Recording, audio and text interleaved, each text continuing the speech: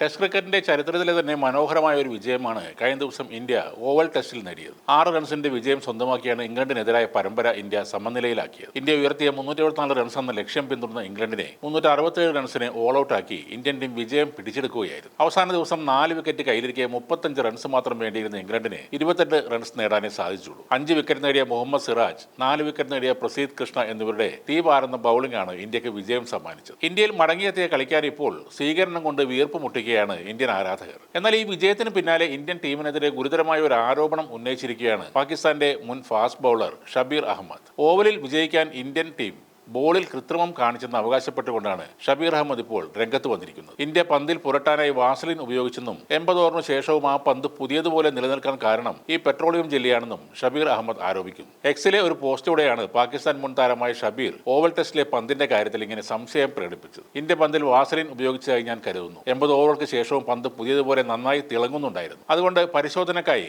Umpire ഈ പന്ത് ലാബിലേക്ക് അയക്കണം എന്നാണ് ഷബീർ എക്സിൽ കുറിച്ചത്. ഷബീറിന്റെ ഈ ആരോപണത്തിനെതിരെ വലിയ രീതിയിലുള്ള പ്രതിഷേധമാണ് ആരാധകർ ഉയർത്തുന്നത്. നിരവധി പേരാണ് മുൻ പാകിസ്ഥാൻ താരത്തെ വിമർശിച്ചുകൊണ്ട് ആ പോസ്റ്റിന് താഴെ അഭിപ്രായങ്ങൾ പങ്കുവെക്കുന്നത്. ഇതുപോലെയുള്ള തട്ടിപ്പ് പണികൾ കാണിക്കുന്ന ശീലം പാകിസ്ഥാൻ താരങ്ങൾക്കാണെന്നാണ് ഇന്ത്യൻ ക്രിക്കറ്റ് ടീമിന്റെ ആരാധകർ ഷബീറിന് മറുപടി നൽകുന്നത്. 2010 ഏകദിന പരമ്പരയ്ക്കിടെ പന്തിൽ കടിക്കുന്ന ഷാഹിദ് അഫ്രീദിയുടെ ചിത്രമടക്കം കമന്റായി പങ്കുവച്ചാണ് ആരാധകർ പാകിസ്ഥാൻ താരങ്ങളെ പരിഹസിക്കുന്നത്. ഇതേ ചോദ്യം വക്കാർ യൂനിസിനോടും വസീം അക്രത്തോടും താങ്കൾക്ക് ചോദിക്കാമായിരുന്നില്ലേ എന്നാണ് മറ്റൊരാൾ ചോദിച്ചത്. അവർക്ക് അസാധാരണമായ സ്വിംഗ് കിട്ടിയതിനെ കുറിച്ച് നിങ്ങൾക്കും അന്വേഷിക്കാമായിരുന്നില്ലേ? ആ പതിവ് തെറ്റിച്ചത് കൊണ്ടാണോ നിങ്ങൾക്കിപ്പോൾ കപ്പൊന്നും കിട്ടാത്തതെന്നും ഒരു ആരാധകൻ ചോദിച്ചിരുന്നു. 1999-നും 2007-നും ഇടയിൽ പാകിസ്ഥാന് വേണ്ടി 10 ടെസ്റ്റ് മത്സരങ്ങളും 32 ഏകദിനങ്ങളും ഒരു T20യും കളിച്ച ആളാണ് വലം കയ്യൻ പേസറായ ഷബീർ അഹമ്മദ്. അന്താരാഷ്ട്ര മത്സരങ്ങളിൽ നിന്നായി ആകെ 84 വിക്കറ്റുകളും അദ്ദേഹം നേടിയിട്ടുണ്ട്. എന്നാൽ ഈ കള്ളക്കളിയുടെ ആരോപണം ഉന്നയിക്കുന്ന ഇതേ ഷബീർ നേരത്തെ നിയമ നടപടിക്ക് വിധേയനായ താരമാണ്. സംശയാസ്പദമായ ബൌളിംഗ് ആക്ഷന്റെ പേരിൽ ഷബീർ 1 വർഷത്തേക്ക് സസ്പെൻഡ് ചെയ്യപ്പെട്ടിരുന്നു. Bowling action നിയമവിരുദ്ധമാണെന്ന്